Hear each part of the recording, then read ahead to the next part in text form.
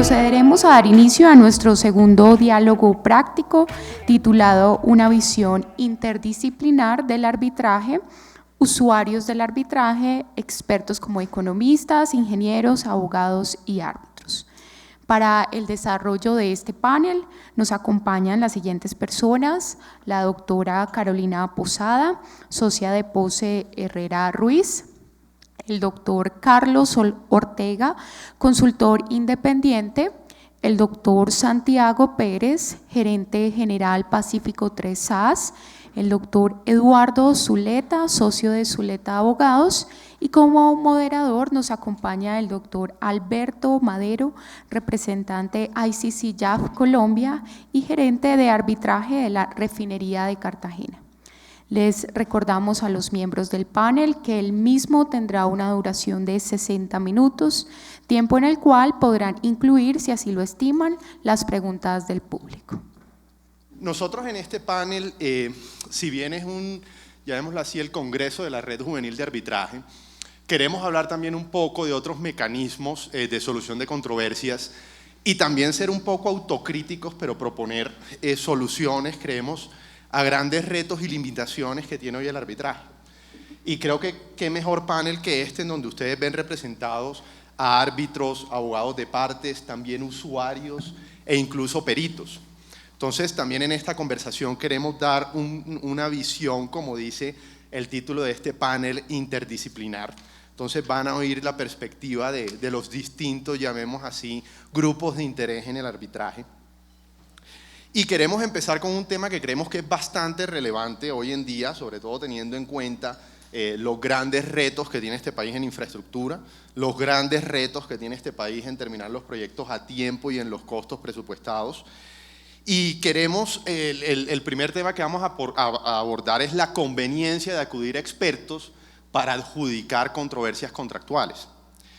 Y en esto, bueno, creo que nadie mejor que Carlos, que ha sido miembro de paneles de expertos o los también conocidos como dispute boards y ha sido perito de parte, perito de oficio. Entonces, Carlos, quería preguntarte qué rol deberían tener los expertos en la adjudicación de disputas contractuales, si alguno. Gracias, Alberto. Pues gracias a la Red Juvenil de Arbitraje. Básicamente, pues hay diferentes roles entre los expertos. Mi background, y creo que soy de los pocos acá que no soy abogado, yo soy ingeniero, es el rol de un ingeniero, o en este caso un experto, dentro de las adjudicaciones de disputas. Pueden haber varios, o sea, uno obviamente y yo creo que el más sencillo es el de perito neutral, es decir, hay una controversia entre dos partes y dentro de esa controversia pactan y acuerdan contratar a un perito neutral que revise una controversia técnica y diga exactamente qué opina al respecto y haga una recomendación. Obviamente son recomendaciones, simplemente recomendaciones, o sea, no tienen ningún mérito ejecutivo ni nada de eso. Lo segundo es el tema de los dispute boards. En los dispute boards, y sé que Eduardo va a hablar en detalle del tema, pues, qué mejor persona que Eduardo para esto, y es lo que han tratado de convertir el amigable componedor en un dispute board. Pero más allá de ese tema, normalmente los dispute boards a nivel mundial funcionan con una combinación entre técnicos y abogados. Comúnmente un abogado es el presidente del dispute board o el líder del dispute board porque se falla o se da la recomendación en derecho, no en equidad. Entonces, pero yo participo y he participado de unos dispute boards y es muy útil la manera como el ingeniero, nosotros creo yo, podemos aportar, por ejemplo, en proyectos de infraestructura, podemos aportar a la manera como se manejan las controversias técnicas. Entonces podemos asistir a los abogados en entender las discusiones técnicas porque pues, la intención de un dispute board es la agilidad. La intención de un dispute board es que sufra el proyecto lo menos posible y que las controversias se respondan y se resuelvan lo más rápido posible. Ese es el sentido del dispute board. Aquí pues lamentablemente el amigable componedor ha desdibujado ese tema del dispute board y los dispute boards no son continuos, los dispute boards solo se usan ad hoc cuando se necesitan, entonces las personas caen en paracaídas realmente y eso es algo yo creo que de lo que hablaremos más adelante. Sin embargo, pues creo que es uno de los puntos donde podemos actuar. Y lo último, pues por supuesto el tema de los arbitrajes. En arbitrajes el rol del experto es un rol, yo creo, y no lo digo por mí, sino en palabras de los abogados con los que he trabajado, un rol de una evidencia clave dentro de un proceso. Nosotros asistimos a la estrategia jurídica, nosotros participamos como una evidencia de la estrategia jurídica, pero son ustedes los abogados los que llevan la estrategia, los que lideran el caso. Y en ese momento creo que es muy claro aclarar, y lo aclaro muchísimo como experto y como perito e ingeniero, de nunca entrar en temas jurídicos como experto. Eso creo que es el punto número uno. O sea, en el momento en que uno trate de pretender ser abogado, en ese momento murió. Y en ese momento uno está entrando en un tema que no se debe entrar. Igualmente los abogados pues tampoco pueden pretender ser ingenieros, pero creo que es más del otro lado. O sea, los abogados entienden más de ingeniería de lo que nosotros entendemos de derecho, sin lugar a dudas. Y yo creería que por último el tema es la diferencia, y esto lo hablaremos yo creo que más adelante, el tema de la diferencia, obviamente, los diferentes roles del perito. El perito tanto de oficio como perito de parte. Entonces, perito de oficio ordenado por el tribunal, perito neutral supuestamente, y perito de parte. Esos dos roles tienen sus diferencias, esos dos roles son vistos de manera diferente, no solo por las partes, sino por los árbitros mismos. Entonces, creo que es importante, y lo abordaremos más adelante, es muy importante el tipo de rol que se escoja. Y ustedes muy seguramente muchos van a ser árbitros más adelante, y la diferencia entre tener peritos de oficio, hoy en día con la nueva norma tener peritos de parte, realmente hace una diferencia gigantesca. El perito de oficio es visto como adverso a ambas partes, y comúnmente se le niega información, se le niega accesos, nadie quiere trabajar con él porque piensan básicamente, vienes a quitarme parte de mi reclamo. El perito de parte al menos trabaja con una de las partes, al menos recibe información de una de las partes, obviamente con independencia, con objetividad, etcétera, etcétera, como tiene que ser, pero por lo menos recibe de una de las partes. Yo creería que cerraría por ahí. Bueno, Carlos, yo quiero destacar una pregunta que diste en tu respuesta y hablabas del sufrimiento de los proyectos, ¿no? Que los proyectos sufren. Entonces, y bueno, yo creo que no hay mejor palabra para eso, ¿no? Porque en realidad cuando uno es un usuario, en realidad uno sufre la parálisis de los proyectos. Y Santiago, yo creo que tú has tenido experiencia en eso, y creo que nos puedes hablar un poco de ese sufrimiento que a veces experimentan los usuarios y las compañías al acudir a un arbitraje y ver que esto no se soluciona en 6 meses, no se soluciona en un año, van 18 meses y el problema sigue ahí. Y también en tu respuesta sería bueno que de pronto concretes un poco cuáles son los beneficios de recurrir a un panel de expertos o a otra figura de expertos frente al arbitraje. Perfecto. Buenos días para todos. Un agradecimiento muy especial a la doctora Alejandra, al doctor Mauricio, que representan a la Red Juvenil y al Centro de Arbitraje. Yo soy abogado, pero llevo 1 año y medio gerenciando una empresa de infraestructura, entonces de pronto me voy a confundir con el rol hoy ya no de abogado ni académico, sino más con el rol de la necesidad de sacar adelante un proyecto de infraestructura donde la mayoría de las personas que trabajan allí son técnicos y son ingenieros. Nosotros hoy partimos de la base que tenemos un negocio que tiene muchos incentivos al conflicto. Las cuantías son altas, el plazo es de 25 a 30 años, son contratos que ustedes los abogados denominan como contratos relacionales e incompletos. Quieren decir que el contrato está firmado, pero que son 20 años donde las características y especificaciones técnicas, la innovación, la tecnología, todos los días va a ir superando aquellas estipulaciones contractuales que quedaron en su momento. Hoy no es únicamente hacer un túnel o un puente, tenemos que trabajar con equipos, como lo decían en un panel ahora, multi e interdisciplinarios. Tenemos que desarrollar tareas arqueológicas, ambientales, prediales, sociales, redes y después meter la maquinaria. Entonces, en todos esos elementos hay muchos incentivos que desafortunada o afortunadamente llevan al litigio. Entonces, es una premisa con la que tenemos que trabajar. Estos contratos de 4ª generación de concesiones viales parten de unas leyes nuevas como la ley de infraestructura, la ley de asociaciones público-privadas. Eso hoy nos indica que tal vez para los abogados y los ingenieros que creíamos que éramos los más importantes a la hora de ejecutar un proyecto, hoy nos haya tocado dar un paso al costado y primero llamar a los financieros, a los financiadores. Ellos hoy son, creo que en este tipo de proyectos, quienes lideran y la voz cantante de estos proyectos. Una vez los modelos financieros y las estructuraciones estén con sus cierres, pueden venir los abogados y los ingenieros. En ese sentido, estos contratos, que son uniformes, le plantean la posibilidad a los proyectos de dirimir las controversias a través de amigables componedores o de tribunales arbitrales. No quiero entrar en la discusión de si el amigable quedó con elementos del dispute board o no quedó con esos elementos, o si quedó con elementos de panel de expertos o no. Creo que eso nos implicaría mucho tiempo. Pero lo que sí les puedo decir es que hay unas diferencias donde claramente el contrato está incitando a que se resuelvan los problemas con seguridad jurídica a través de un tribunal arbitral. Porque el amigable componedor, a diferencia del tribunal arbitral en estos negocios de infraestructura, se encuentra limitado a que interprete las cláusulas del contrato, pero no tiene posibilidades, como sí lo tiene el tribunal, de cambiar las cláusulas contractuales, de modificarlas y de dirimir aspectos económicos, es decir, de decir quién gana y cuánto gana. En ese escenario, estos contratos prevén la posibilidad de que tengamos un tribunal arbitral nacional o internacional.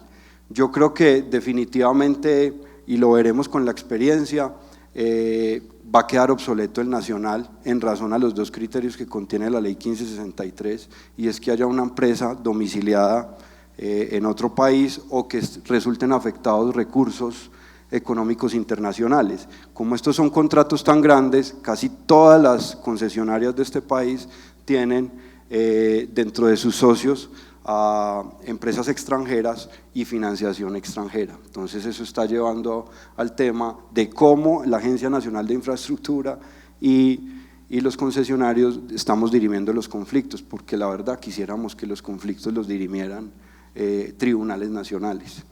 El amigable componedor que nosotros tenemos es un amigable componedor permanente, es decir, desde hace 5 años sabemos quiénes son los amigables componedores que tenemos. Ellos visitan el proyecto 2 veces al año, les copiamos las comunicaciones más importantes y se encuentran al día. Con eso, ¿qué se busca? Lo que decía Carlos ahora, que no llegue alguien a dirimir el conflicto en paracaídas, sino que esté haciéndole seguimiento al proyecto, ojalá que se enamore del proyecto y ojalá que termine solucionando para bienestar del proyecto los conflictos que se presentan. En ese sentido vemos que ese amigable componedor o estos peritos nos pueden ofrecer unas ventajas que en ocasiones no nos ofrecen los tribunales arbitrales: menores costos, más celeridad en la decisión, decisiones más concretas. La verdad, como usuarios no queremos ver decisiones largas, que hay veces no entendemos las decisiones, no queremos ver decisiones confusas. Los últimos laudos arbitrales que han salido en 4G, con todo el respeto, para mí han sido confusos, no son claros, son páginas y páginas resolviendo pretensiones y pretensiones, uno no sabe quién gana, ¿sí? Le dicen a uno que el proyecto es bueno, que lo deben realizar, pero que no está en condiciones de realizarse, entonces el tribunal le dice a las partes que se pongan de acuerdo, entonces no están solucionando los temas. Para los ingenieros, además, es fundamental que quienes intervengan en estas decisiones sean sus pares. O sea, aquí los conflictos son financieros y técnicos más allá de jurídicos. Entonces, en ese sentido, yo lo que quiero transmitir es un mensaje de que hay elementos que tiene hoy el panel arbitral o el amigable componedor, perdón, el panel técnico o el amigable componedor, que deberían ser acogidos por los tribunales arbitrales. El exceso de procesalismo para nosotros como usuarios es fatal. Fijar un litigio 1 año después de que se presenta y se radica una solicitud es fatal. Nosotros necesitamos continuar ejecutando los proyectos y que prevalezca el derecho sustantivo sobre el derecho procesal. Yo creo que, doctor Alberto, esas son como las apreciaciones previas desde el punto de vista de un usuario con relación a los dos sistemas. Okay. Bueno, yo creo que ahí mencionaste varias figuras, Santiago, ¿no? Hablaste de la amigable composición, hablaste del panel de expertos, también muy interesante que han tenido experiencia con paneles de expertos constituidos al inicio del proyecto, porque históricamente esa no ha sido la experiencia internacional con los paneles de expertos en donde se constituyen es ad hoc una vez incluso ha terminado la construcción o cuando surge la disputa, mientras que en los Estados Unidos sí es un poco más ese enfoque, ¿no?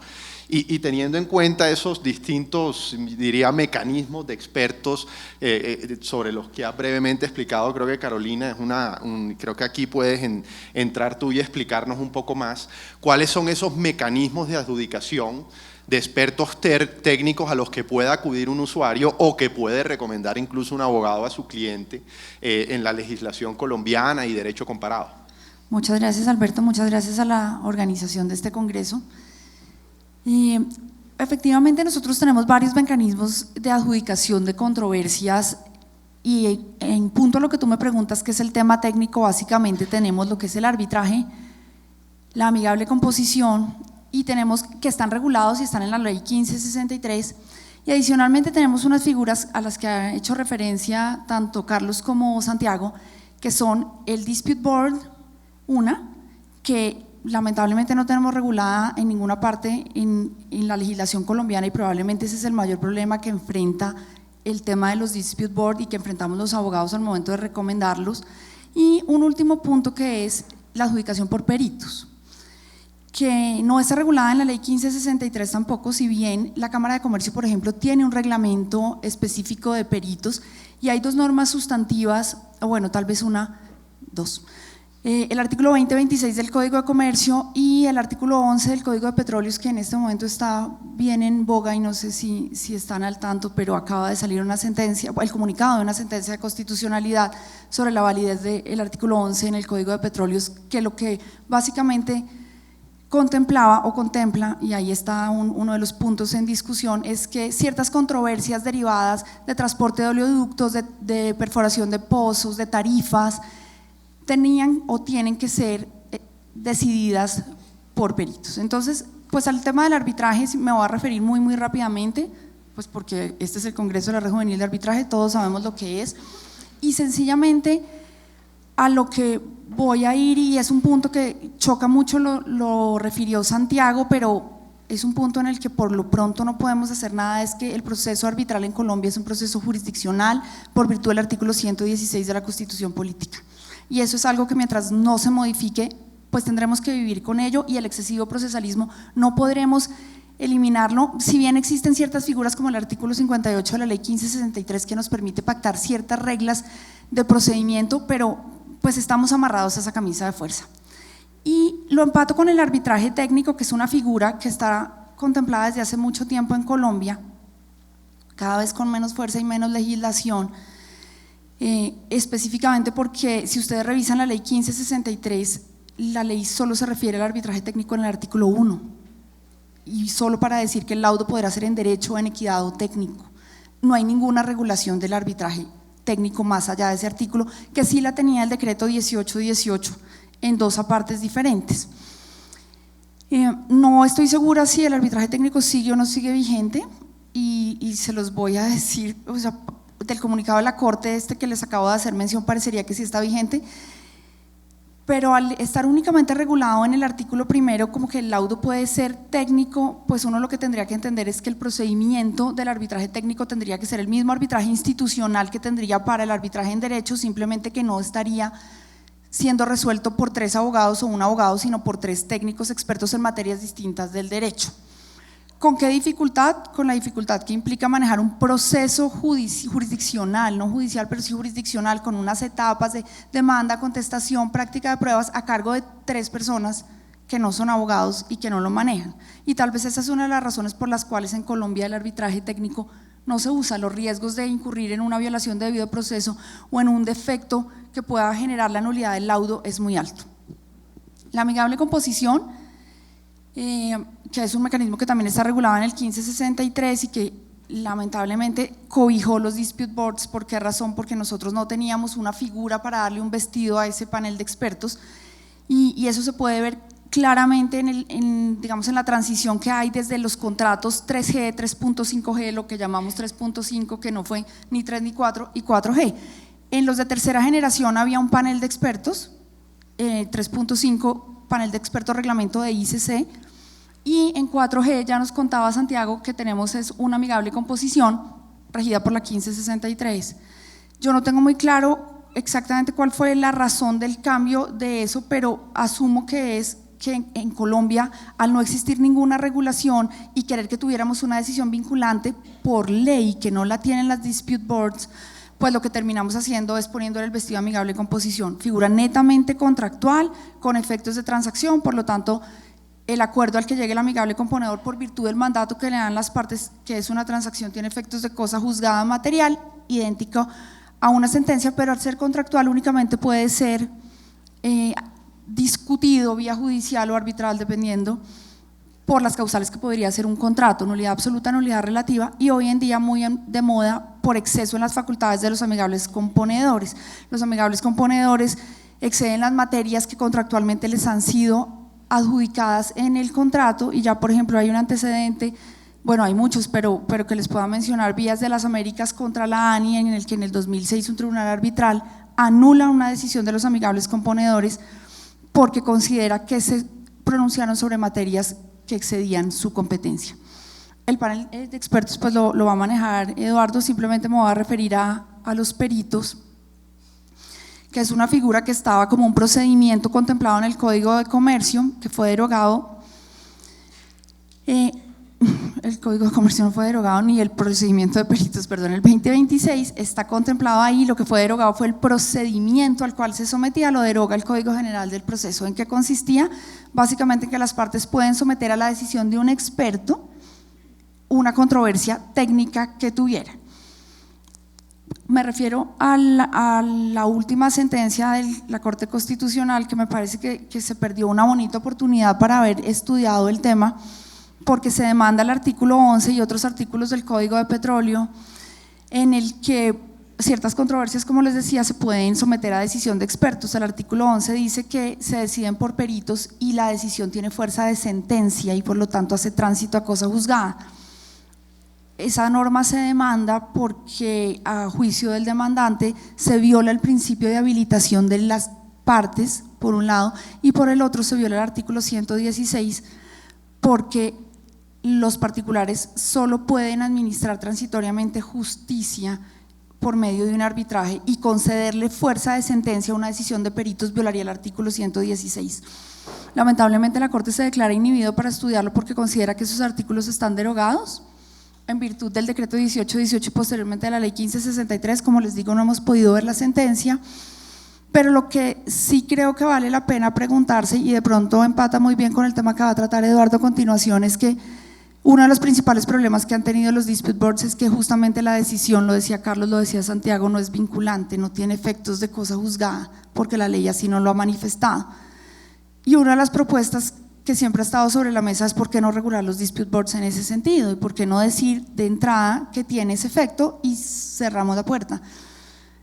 Ya está el antecedente de este ciudadano que demanda el artículo 11 del Código de Petróleo diciendo que solo las sentencias y por virtud del 116 solo el arbitraje podría tener ese efecto de sentencia. Luego no sé qué efectos podría tener si esa regulación se hiciera, y a la luz de este tema que lamentablemente la Corte no estudió. Bueno, Carolina, ahí el tema de los paneles de expertos los mencionaste yo creo que muy bien toda la evolución en los contratos que hemos tenido, que en 3G se llamaban paneles de expertos, luego en los 4G amigable composición, y uno vaya, analiza y parecen lo mismo, pero no son lo mismo, ¿no? Entonces, yo no sé, Eduardo, y bueno, pongámosle un nombre, pero este proceso de colombianización o darle un vestido a los paneles de expertos de amigable componedor, ¿qué opina en relación con eso? Y si en realidad una amigable composición es lo mismo que esta figura histórica del panel de expertos.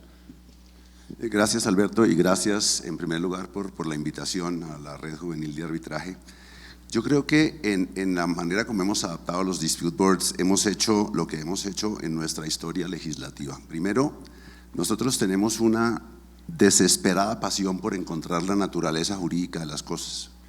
Nunca hemos podido aceptar una figura jurídica sin buscar una naturaleza jurídica dentro de nuestra tradición. Yo recuerdo, y el doctor Eduardo y el doctor Juan Pablo recordarán los debates interminables que hubo aquí sobre la naturaleza jurídica del aval, hasta que el profesor Manuel Pachón, un sabio, dijo una frase que sonaba como de Pambelé: la naturaleza jurídica del aval es el aval. El aval no es sino un aval. ¿Qué es un dispute board? Pues es un dispute board. Y el dispute board, aquí, en esa desesperación de tratar de encajarlo en nuestras figuras jurídicas, le inventamos que el dispute board era una amigable composición. El resultado, pues ustedes están oyendo, Santiago se disculpa por ser ingeniero y es nosotros los que tenemos que disculparnos por ser abogados, porque el dispute board no es un tema fundamentalmente de abogados. El dispute board es una institución que, en primer lugar, y creo que también lo mencionaron Carlos y Santiago, permanece en grandes proyectos de manera permanente, valga la redundancia, en la obra. No es lo que nosotros estamos acostumbrados, el que aparecen unos paracaidistas, unos podemos llamar hoy, siguiendo los símiles de Oriente Medio, unos drones jurídicos que caen a tratar de resolver unos problemas que en la mayoría de los casos son eminentemente técnicos. Son problemas de pagos de facturas, son problemas de diferencias en aspectos técnicos de la obra, y aquí lo hemos vuelto una especie de tribunal arbitral adicional, donde hay recusaciones, donde hay abogados que participan y donde tenemos la eterna discusión de si eso hace fuerza de cosa juzgada. Si hace fuerza de cosa juzgada, ¿cuál es el rol entonces del tribunal arbitral? Si el tribunal arbitral puede reconocer o desconocer lo que hizo el panel de los árbitros, el panel del dispute board. ¿Qué es lo que está uno viendo en la práctica internacional en esta materia? Y estamos hablando de países que llevan tradición jurídica larga en este tema y de países que no la tienen, pero que han empezado a entender la figura. Y les hago referencia a un par de sentencias relativamente recientes de unas cortes, de la Corte Suprema de Rumania, donde se estaba discutiendo precisamente este tema de los dispute boards, cuál era la naturaleza de la decisión de los dispute boards y cómo funcionaba eso.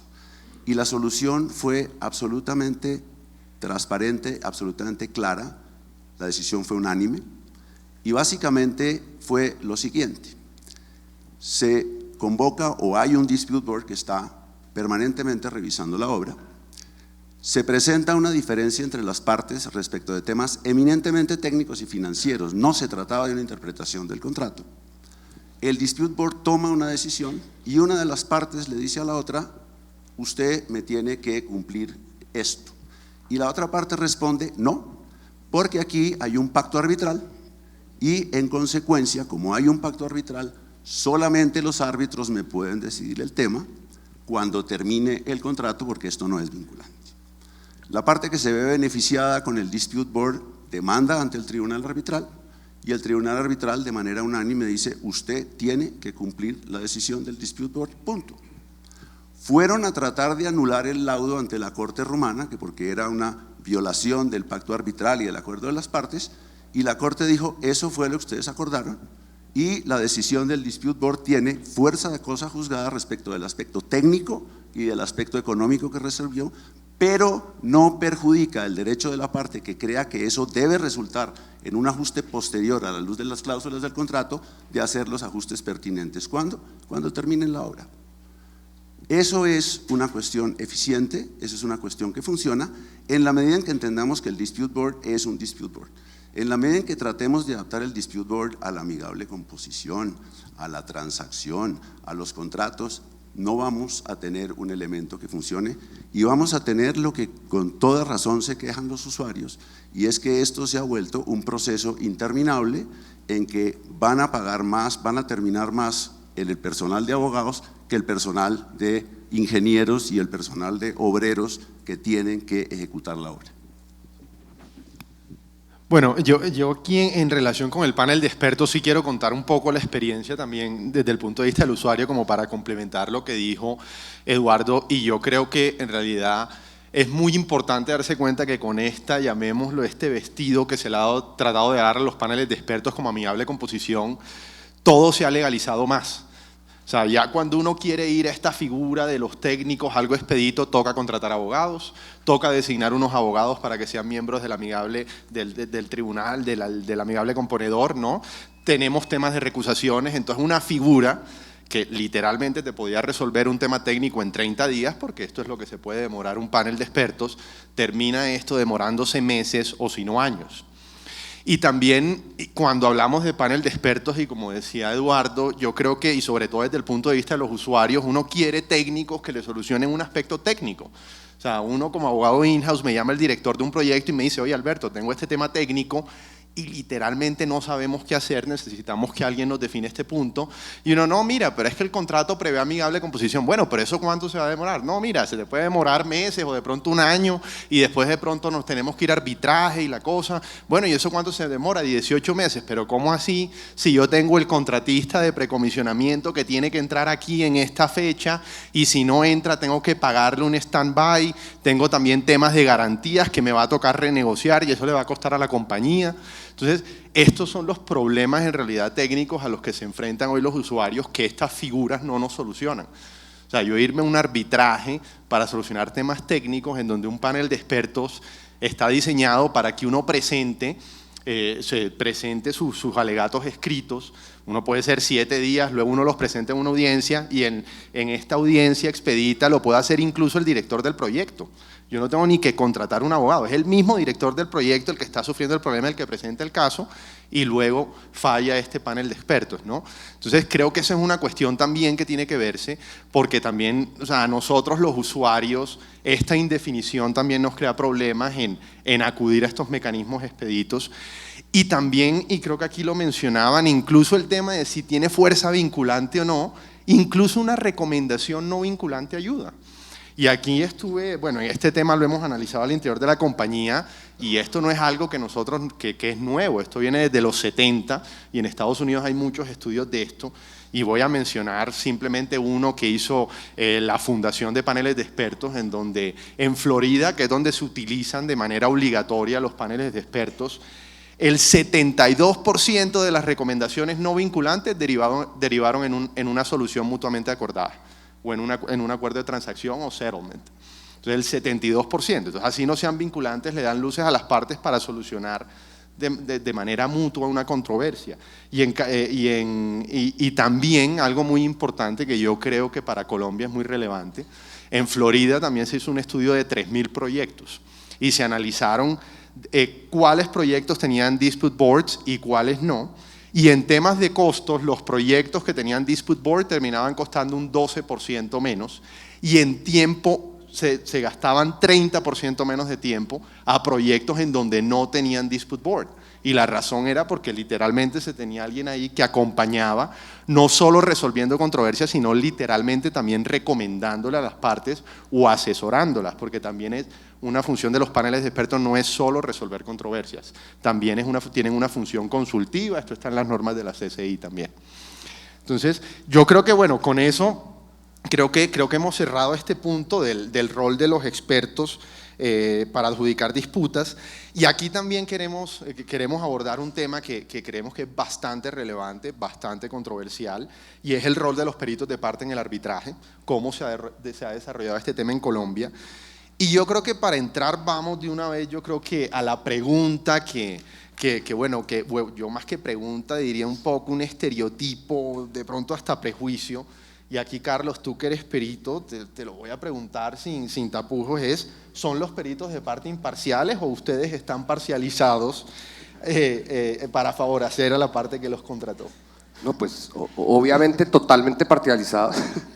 No, bueno, básicamente, o sea, creo que hay que comenzar por lo siguiente y es la función de un perito debe ser imparcial siempre, no importa el rol que ocupe, debe ser imparcial. Y imparcialidad e independiente, creo que esa es la palabra independiente, es más ajustada al tema, porque uno obviamente tiene esa facultad de, como alguna vez hablábamos con Carolina, ningún abogado en sus 5 sentidos contrata a un perito que vaya totalmente en contravía de lo que se está haciendo. Eso tiene toda la lógica, pero y está dentro de la interpretación de uno como perito decir que algo es azul claro o azul oscuro, pero yo no puedo decir que es anaranjado o rojo, porque es que no lo es, y entonces estaría yo fallando, porque en el momento en que yo me pare ante abogados como los que están acá y me vayan a cuestionar, pues me van a crucificar, y en el momento en que me crucifiquen a mí, pues crucifican al proyecto y crucifican al abogado de la parte por la que uno está trabajando. Entonces, la imparcialidad y la independencia del análisis siempre tiene que ser clave, sobre todo en temas de la validación de las fuentes. Muchas veces se usan fuentes como Words, Excel, etcétera, etcétera, archivos de AutoCAD editables, donde son temas totalmente parcializados, son versiones de una sola parte. Nosotros tratamos de usar siempre cosas menos parcializadas como PDFs firmados por las dos partes e información que las dos partes conozcan y que haya de una u otra manera acuerdos. Y ahí es donde yo creo que radica la imparcialidad. Obviamente, esto vuelve un poquitico a lo que estaba diciendo yo antes, y es el tema de cuando es un perito de oficio o un perito de parte. El perito de oficio es visto como más imparcial acá en Colombia, es visto como no, pues no trabaja para ninguna de las partes, pero yo creo que es una visión completamente errada. Completamente errada. Un buen perito debe ser imparcial, así trabaje para las partes. El perito de oficio pues tiene un gran problema, como lo estaba diciendo antes, es que nadie le quiere dar información, y les doy un ejemplo. Yo trabajé en un caso de FONADE contra unos constructores en el en el hospital de San Andrés, y cuando llegué a una de las partes, que era FONADE, me dijeron, no, pues allá en el sótano hay un cuarto, vaya y mire a ver qué encuentra.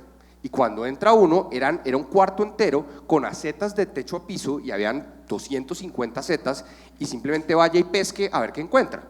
Entonces en ese momento convierte el trabajo del perito en una pesca milagrosa, literalmente, a ver uno qué encuentra, porque nunca dentro de 200.000 acetas va a encontrar lo que necesita, tiene que estar literalmente de buenas. Segundo, el tema de los dos creen que uno es, y lo dije antes, los dos creen que uno es adverso. Entonces, al nadie querer trabajar con uno no hay nadie que le dé uno una contextualización real del caso.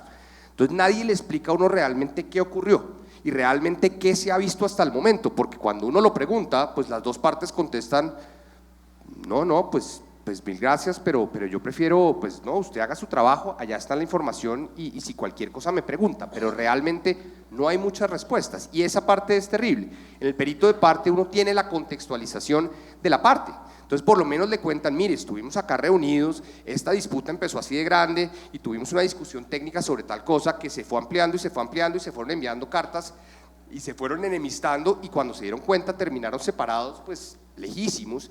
Y eso se convirtió en una disputa arbitral, y vuelve un poco a lo del dispute board. Si eso se resuelve cuando está la disputa así de grande y no cuando está acá, pues en ese momento es mucho más fácil resolverla. Y ahí les pongo un segundo ejemplo. Nosotros nos tocó ser peritos, a mí y a mi equipo, en una refinería con una disputa gigantesca en el Perú. Y siempre se hace una pregunta, y es una pregunta pues que lamentablemente no vamos a tener mucho tiempo de hablar, y es ¿cuándo se debe vincular a un perito? Y la respuesta fácil, y lo voy a ilustrar con ese ejemplo, es lo más rápido posible. Ellos tenían una disputa que se convirtió en 2, que se convirtió en 3, que se convirtió en 128 disputas diferentes, por más de $500 millones. En ese momento, después de vincular abogados, los dos dijeron, el contratista dijo, me voy. Yo hasta aquí llego, yo doy una fecha, y si no se ha solucionado para la fecha X, yo me voy del proyecto. Y nosotros entonces inmediatamente los abogados recomendaron, unos abogados muy buenos en Perú, recomendaron vincularnos a nosotros. Nosotros entramos y lo primero que nos dijeron, oiga, ¿cómo nos puede ayudar? Yo dije, pues hay que ver las disputas, saber de qué estamos hablando primero que todo. Entonces hicimos un pareto, y sobre ese pareto usamos las disputas más gruesas, las que más discusión tenían y las que más monto de capital tenían. Y empezamos a analizarlas y nos dimos cuenta que eran, temas netamente técnicos, yo piloteé, tenía que hacer 150 pilotes contractualmente hablando, y me tocó hacer 320, pues usted me debe la diferencia. Pero claro, obviamente al sentarse a analizar nos habíamos dado cuenta de que ellos habían cotizado mal, de que había unos problemas, etcétera, etcétera, etcétera. Y segundo, cuando empezamos a hacer el análisis, lo primero que hizo la contraparte fue decir, pues yo también voy a poner un perito, y empezó a poner el perito. Nos sentamos los dos peritos a hablar, y empezamos a encontrar igualdades en muchísimas cosas, pero no habían abogados. Es más, perdón con los presentes porque todos son abogados, yo dije, me hacen el favor y los voy a citar en mi oficina en Bogotá precisamente para que no vayan abogados, para ver si nos sentamos y discutimos temas técnicos entre técnicos, y después nos sentamos a ver cómo eso se cobija dentro del contrato con los abogados, qué es lo que debe ocurrir. Y entonces, claro, en ese momento se le pasaron a los abogados los temas de los acuerdos que había desde el punto de vista técnico, y los abogados encontraron contractualmente cómo darles ese ropaje jurídico, o en muchas nos dijeron, no se puede, el contrato no lo permite por esto, esto y esto. Y entonces dicen, no, perfecto, listo, esa no es la solución, tenemos que ir a buscar otra solución técnica, netamente técnica. Y en ese momento llegó un punto donde lo que dijeron la contraparte, y este tema es curioso, y ahí vuelvo al tema de la imparcialidad, la contraparte dijo, mire, nosotros nos hemos dado cuenta que este equipo de peritos son totalmente imparciales, nosotros nos acogemos a lo que digan ellos, la contraparte. Y empezamos nosotros a actuar como peritos neutrales, pagados por una parte, netamente, pero peritos neutrales, y totalmente como mediadores del proceso. Y les cuento nuevamente, era un proceso de $500 millones de discusión. Y ese tema terminaron ellos firmando, haciendo un acuerdo de transacción. Ya, claro, en ese momento, pues por supuesto, ahí es donde digo yo, hasta acá puedo llegar yo, se le pasó a los abogados, y los abogados muy hábilmente lo convirtieron en un documento jurídico y firmaron un acuerdo, y el proyecto sigue, y el proyecto continúa y hasta que se termina. Si esto se hubiera ido al arbitraje o se hubiera vinculado ya a los peritos, por ejemplo, más allá, o los peritos no hubieran sido imparciales, pues esta no hubiera pasado. Entonces yo creo que ese ejemplo pues da como el ropaje de por qué la imparcialidad es importante. Esa imparcialidad puede ser vista, se ve desde las dos partes, o sea, la contraparte ve cuando un perito es parcializado, sin duda, y uno se nota parcializado cuando lo es. Entonces, creo que ese tema de esa imparcialidad, y yo le agregaría independencia, creo que tiene que ser el eje central y el firmamento en el que estamos parados, la fundamentación en la que estamos parados. Cualquier perito, pues buen perito, como todos, pues hay buenos y malos. Bueno, entonces creo que la respuesta es cualquier buen perito, si es imparcial así, una parte lo haya contratado, ¿no? Y esté presentando un peritaje a favor de esa parte. Bueno, Eduardo, y frente a lo que explicaba Carlos, bueno, a mí me gustaría de pronto que nos ilustrara un poco, sobre todo en arbitraje internacional, cuál es el rol de los peritos de parte, o cuál ha sido el rol que los peritos en general, no solo de parte o de oficio, han tenido en el arbitraje internacional, y qué tienen en cuenta los árbitros a la hora de valorar un peritaje de parte. Ok, gracias, Alberto. Como lo mencionaban, la regla general en el arbitraje nacional es el perito designado por el tribunal. En el arbitraje internacional es la absoluta excepción. Y es la absoluta excepción por varias razones. Una de ellas porque las partes no quieren tener a lo que ellos consideran termina siendo una especie de cuarto árbitro, que si el tema es un tema excesivamente técnico va a ser ese cuarto árbitro quien acabe tomando la decisión. Entonces es muy raro que las partes acepten que el tribunal nombre un cuarto árbitro, mucho menos de oficio. Cuando se nombra ese cuarto árbitro o ese experto tercero, normalmente es un proceso un poco dispendioso. Las partes tienen que ponerse de acuerdo no solamente en el nombre del experto, que es un poco la práctica colombiana, sino además en unos términos de referencia para ese experto, en unos plazos para ese experto, y en cómo va a jugar ese experto frente a los peritajes que ya tiene el tribunal encima de la mesa.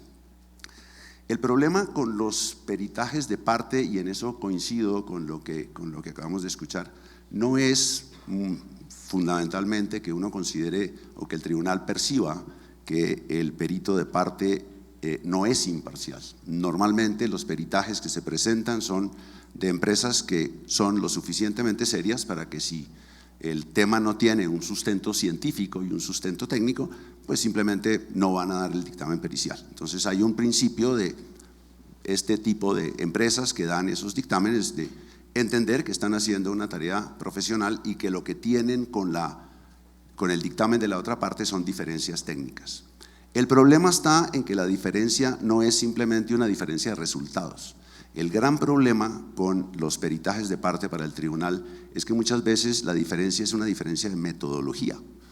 Y entonces hay una parte, un experto que, para poner un ejemplo cualquiera, calcula la determinación de la ruta crítica con una metodología determinada, y el otro experto también calcula la ruta crítica, o sea, están ambos buscando el mismo resultado con una metodología radicalmente distinta. Entonces, el tribunal ahí lo que tiene es que buscar la manera de que esto no sean barcos que se cruzan en la noche, como dicen los americanos, sino que haya por lo menos unos patrones comunes que estén revisando los dos expertos para que al final pueda uno tener una conclusión. ¿Qué métodos utilizan los tribunales para hacer eso? Lo primero tal vez es hacer una identificación temprana, y eso requiere, como lo mencionaba Juan Pablo y como lo mencionaba Eduardo, que el árbitro conozca el expediente. El árbitro no puede conocer el expediente en la audiencia, ni puede empezar a conocer el expediente en la primera conferencia telefónica. Tiene que conocer el expediente. Y eso le permite tomar una serie de medidas tempranas. Por ejemplo, si tiene enfrente así una demanda y una contestación y hay una segunda ronda de escritos, antes de la segunda ronda de escritos puede hacer, y de hecho hay varios casos en que se hace, una conferencia telefónica en que ve en dónde están las diferencias sustanciales entre los expertos. Si las metodologías son distintas, le puede pedir a los expertos, por ejemplo, en mi ejemplo de la ruta crítica, calcúleme la ruta crítica cada uno con la metodología que utilizó el otro.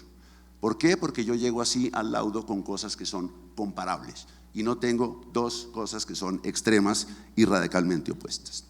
Lo otro que tiene que mirar con mucho cuidado el tribunal es qué tantas assumptions, qué tantas asunciones está haciendo el perito. Porque cuando el experto tiene 3 páginas en que dice, para hacer este dictamen he asumido, y he asumido, y he asumido, y dentro de esas asunciones hay un montón de asunciones legales y de resultado, eso le quita credibilidad al dictamen. Porque eso lo que siente el tribunal de alguna manera es que los abogados le dijeron al experto, mire, asuma que tenemos toda la razón y calcúleme el daño. Y ese no es el ejercicio que espera el tribunal. El experto tiene que ayudar al tribunal, no hacer un alegato de parte en frente al tribunal. Y los mecanismos que utilizan los tribunales, como les digo en el tema del perito, del experto de oficio, del tercer experto en la excepción, ¿qué metodología utilizan los tribunales para tratar de acercar estas cuestiones?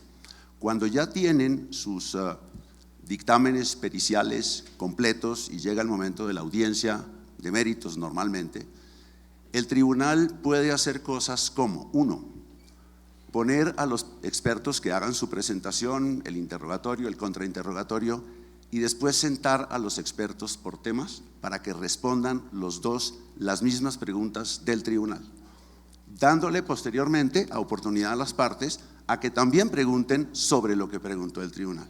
Y muchas veces el resultado de esa experiencia es que los peritos se acercan en temas muchísimo más de lo que uno esperaría y se ponen de acuerdo. Eso requiere obviamente que haya expertos que estén en el mismo nivel. Yo tuve una muy infortunada experiencia en un careo o en un hot tubbing de esta naturaleza, en que a la tercera pregunta uno de los peritos contestaba y el otro decía más o menos sí, lo que diga el profesor. Notoriamente había un respeto enorme por el pequeño hacia el grande, y después de la tercera pregunta suspendimos el ejercicio. Y finalmente algunos tribunales están adoptando, cuando ya logran reducir esas diferencias a cosas muy puntuales, en invitar a las partes a que dejen que el tribunal trabaje con los expertos en un ejercicio que consiste básicamente en decirle a los expertos, la conclusión del tribunal es esta, háganme los dos sobre esta conclusión el cálculo. ¿Para qué? Para que el tribunal quede tranquilo de que el cálculo es, su respuesta es correcta y el cálculo que hacen los dos peritos es igual.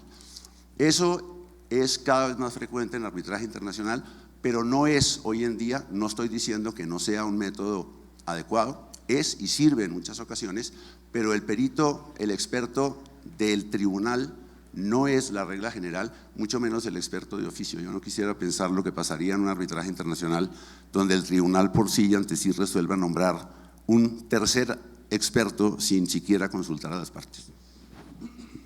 Bueno, Carolina, aquí Eduardo mencionó algo y de hecho él dijo, mira, a veces el problema también con los peritos es que los abogados les dan como asuma esto, y en ese sentido yo creo que también uno podría minar la imparcialidad, la credibilidad del perito, llamémoslo así. Y a mí me gustaría que ya ahorita dejemos de enfocarnos en los peritos y pasemos ahorita cuál es el rol también del abogado de parte que trabaja con los peritos, ¿no? Porque en mi experiencia yo también he visto que hay peritos que pierden la credibilidad es por culpa del abogado de parte. porque uno se da cuenta que lo han direccionado a llegar a una respuesta, no le dan toda la información, le dicen asuma esto, y el pobre señor termina dando un peritaje en Marte, ¿no? Y no tiene en cuenta los hechos del caso.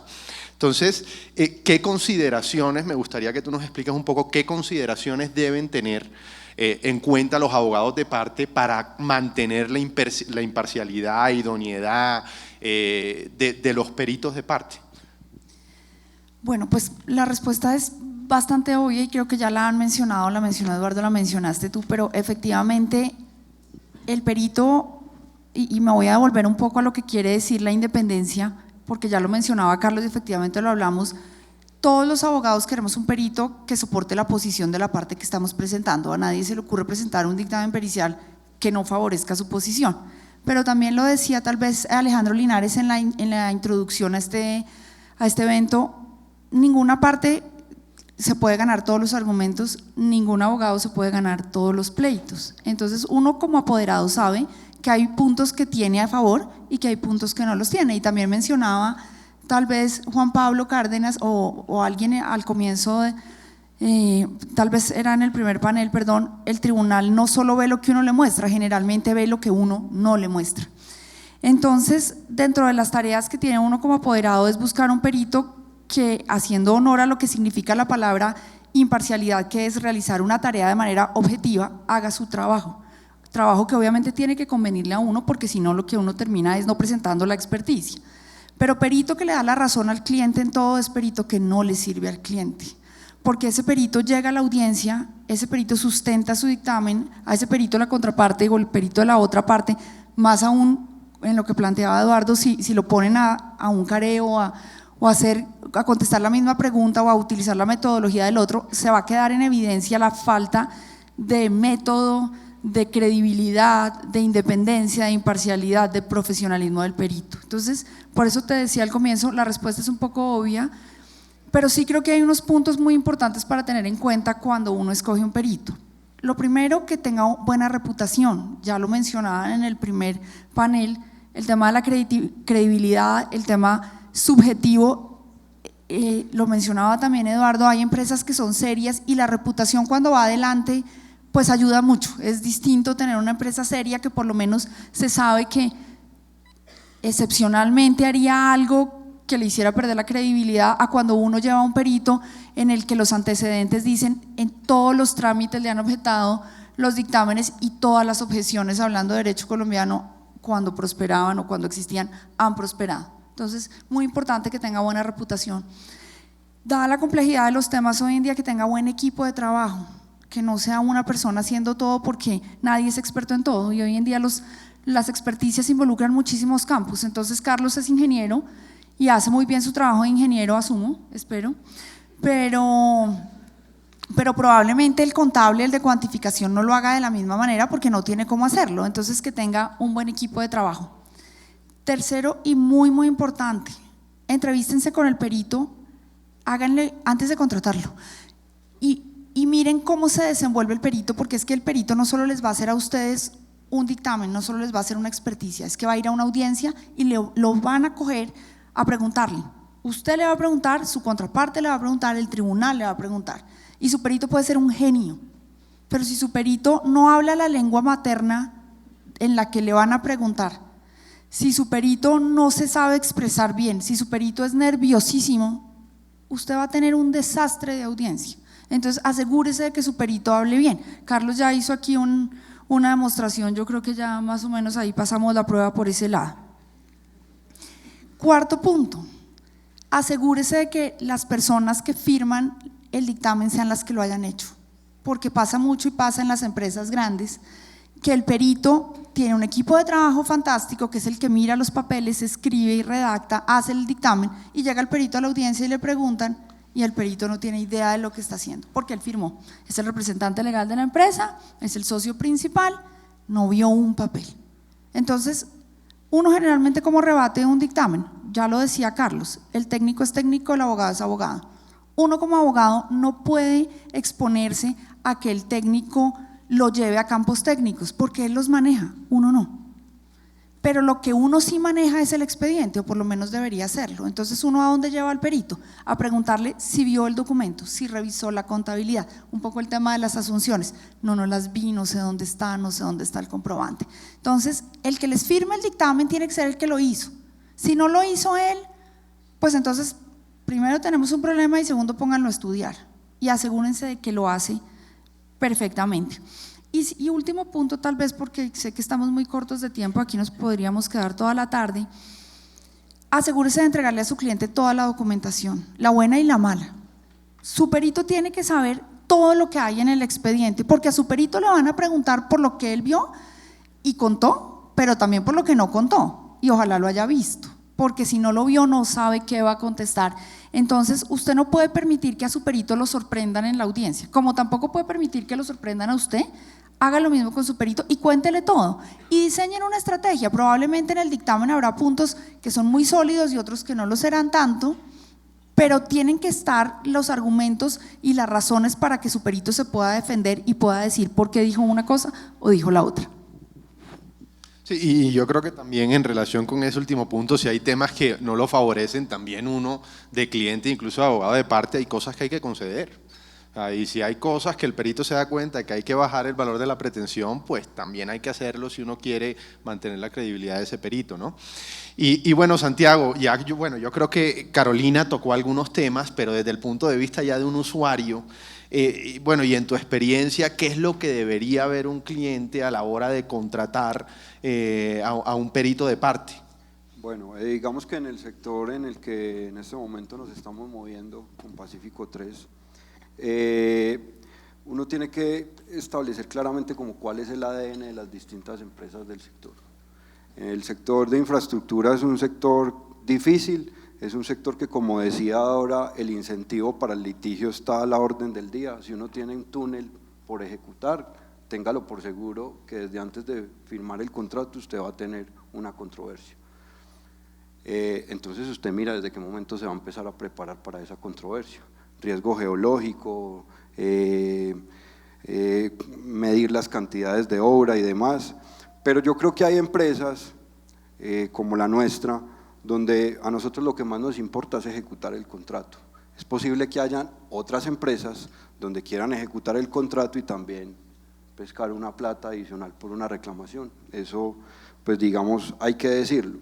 En el caso nuestro queremos ejecutar el contrato, queremos cumplirle al Estado y a los financiadores, eso ya nos empieza a dar unas garantías a nosotros como administración de dónde estamos. Segundo, yo creo que uno no va y contrata al primer abogado ni al primer perito, yo creo que lo primero es contratar el abogado y yo creo que el abogado tiene que ser muy de la línea empresarial que uno maneja. Hay abogados de todos los estilos, gritones, no gritones, conciliadores, no conciliadores. Yo creo que el abogado que uno contrata tiene que ser de la línea empresarial que uno tiene. Si los dueños de una empresa no atropellan, no están en el tema de la reclamación y el litigio, pues yo creo que uno mal haría si contrata a un abogado que esté incentivando el conflicto. Debería revisar qué tipo de abogado es el que se acomoda al proyecto y a la compañía. Una vez se elija al abogado, donde claramente uno conversa con varios, donde claramente uno le expone cuáles son las solicitudes, las necesidades de uno, pues uno se va a contratar el abogado con el que se siente seguro y cómodo de que la pretensión y la necesidad que uno tiene llegue a buen puerto. Después de eso, nosotros lo que hacemos es que ese abogado es el que nos tiene que liderar, o el tribunal, o el amigable, o el dispute, o el escenario litigioso al que corresponda para solucionar la controversia. Yo creo que ese abogado es el que tiene que liderar el proceso, y yo creo que ese abogado, que tiene que ser un abogado que tenga una estructura y unas condiciones de integralidad amplias, porque no solo es el tema del derecho, tiene que tener, digamos, una sensibilidad financiera, una sensibilidad técnica, entender más allá de la ley y cómo funcionan estos proyectos, es el que nos va a decir qué necesita, es el que nos va a decir qué tipo de peritos necesita, para qué los necesita, cómo los necesita. Con base en eso, ojalá nos sugiera unos nombres, porque yo sí creo que parto del imaginario de que en la vida real, si hay dos peritajes de parte, pues el uno dice blanco, el otro dice negro y desafortunadamente después van a tener que contratar uno distinto para que diga cuál de los dos tiene la razón, ¿cierto? O sea, no me ha tocado a mí en mi poca experiencia ver que un peritaje de parte que sea contrario a lo que pretende el cliente que le está pagando a ese perito. Por lo menos yo no lo he visto, ¿cierto? Entonces, en ese sentido, uno se tiene que sentar con los peritos, ojalá también con el abogado, para, como decía Carlos ahora, no es escríbame esto, porque así no funciona, pero sí debe haber una contextualización, ir al proyecto, mostrarle, tantearlo, revisar, a ver cuál es el perito que necesitamos y para qué. Ahí es clave el apoyo del abogado, porque seguramente la administración y el cliente como usuario es el que contrata al perito, pero yo creo que el producto de ese peritaje tiene que ir muy alineada con la estrategia jurídica. ¿Cuáles son las preguntas que yo le voy a hacer a ese perito? ¿Qué tipo de preguntas le voy a hacer a ese perito? Para escoger, digamos, un perito que se adecue a esa situación. ¿Qué buscamos nosotros? Buscamos también un perito alineado con el ADN de nuestra empresa, con la estrategia jurídica del abogado. Como lo decía Carolina, tiene que tener una reputación importante, tiene que generar credibilidad ante los árbitros, ante la contraparte. Se paga también un alto porcentaje en el nombre de esa persona, no puede ser cualquiera. Como lo decían ahora también, y me lo decía un abogado cuando yo le decía, ¿qué perito contratamos? Me dijo, uno que sepa hablar. Así me lo dijo un abogado, me dijo, Santiago, el que quiera, pero que sepa hablar. Porque, lo decía Carolina, podemos tener, qué pena la expresión coloquial, el nerdo más grande en un tema técnico, pero si ese señor no es capaz de explicarle a un abogado que no es técnico, ¿sí?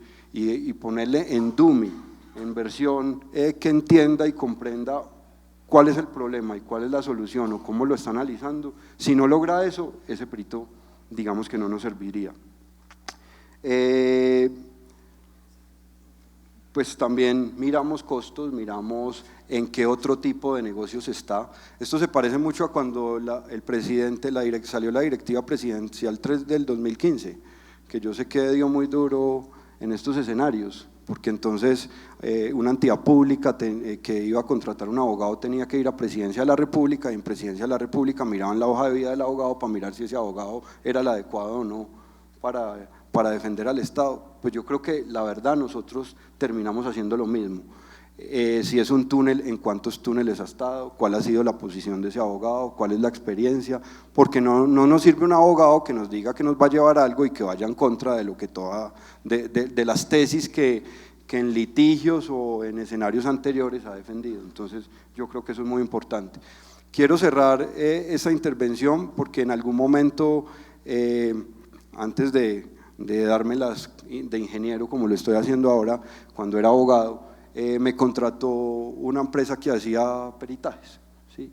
Y a mí me pareció muy raro, porque entonces a esa empresa la había contratado una firma muy importante de este país para que hiciera un peritaje en una hidroeléctrica, y entonces pues yo no sabía para qué me querían, y esos peritos me contrataron para que yo los cuidara a ellos de los abogados.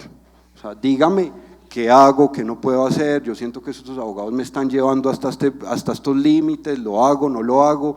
Me hicieron hacer 10 libros distintos de temas, pero al final el abogado, me decían los ingenieros, va a decidir cuáles capítulos entrega al tribunal arbitral y cuáles no. Y a mí me da mucho miedo, Santiago, porque la verdad la definición que yo estoy dando la sustento en los 10 capítulos. Entonces si el señor me coge 1 o 2 capítulos, pues no quiero poner en juego mi tarjeta profesional de esa manera, entonces quiero que usted nos acompañe, nos ayude, pero su misión es cuidarnos a nosotros. Bueno, creo que bueno, aquí tengo un problema técnico, porque yo, siguiendo consejos de mi papá, siempre tengo el reloj adelantado 10 minutos, entonces tengo como que una diferencia de tiempo, no sé si ya se nos acabó el tiempo o mi reloj está adelantado 10 minutos, tengo 5 más, no. Bueno, se nos acabó el tiempo entonces y bueno, qué pena con ustedes que no tuvimos tiempo para preguntas, pero bueno, muchas gracias a todos por la atención.